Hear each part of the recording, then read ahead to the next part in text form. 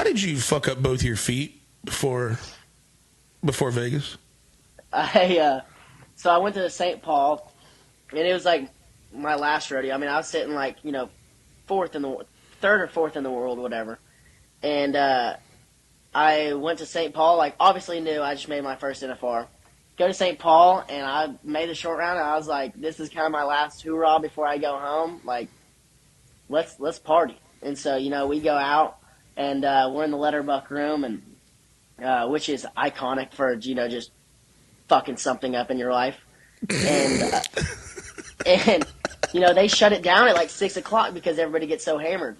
Well, when we're walking in there, one of my buddies is like, hey, like, take it slow in here. Like, the cups are small and they go down fast. So, like, take it slow and just, like, watch a shit show happen.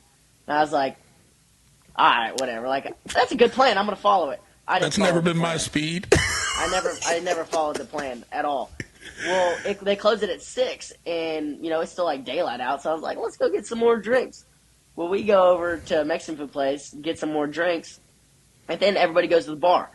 Everybody in there, a lot of people in there are, like, my age. Girls are, like, younger than I am.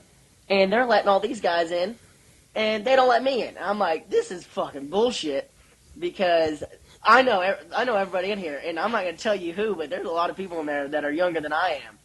And they're like, no, we're not letting you in. And I was like, okay, whatever. Well, I was like, I could sneak in from the roof. I get up on the roof. They catch me. I'm like, I don't want to get caught and have to deal with this. Like, it's not that far. I'll just jump off. Jumped off, and I felt both my feet snap. And I ran away, got away, and I sat down at a Dairy Queen, called my dad, and I was like, hey, what's up? He was like, nothing, just laying in bed. What are you doing? I was like, oh, just hanging around. I was like, hey, you need to come. I was like, can you come get me? He was thinking, like, oh my God, I've always told him, like, you always tell your kids, like, if you need me to come pick you up, like, just call me, whatever, I'll come pick you up. Well, he's like, hell yeah, I'll come pick you up. I was like, oh, and another thing, I can't walk.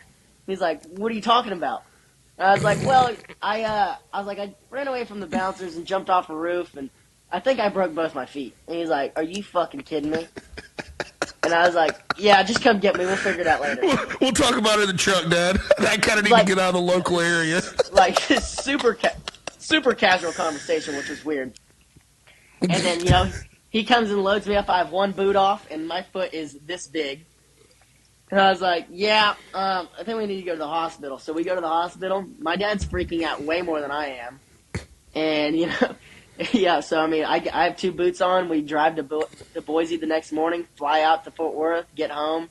And, I immediately, whenever I get home, I just keep working out in a wheelchair. Nothing stopped.